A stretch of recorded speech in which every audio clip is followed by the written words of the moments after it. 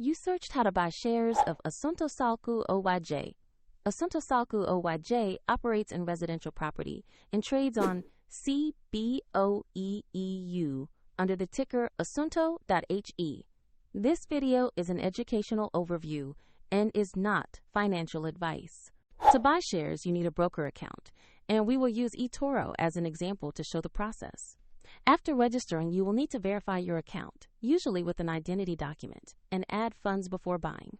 Use the platform search bar and type the ticker ASUNTO.HE to find the listing. Make sure the search result clearly matches Asuntosalkku Oyj before proceeding. On the asset page, check the basic company information and review the price chart for recent activity.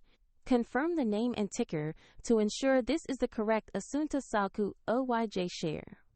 Tap Investor Trade. Enter the amount you want to purchase. Then review the order details and confirm to place the trade.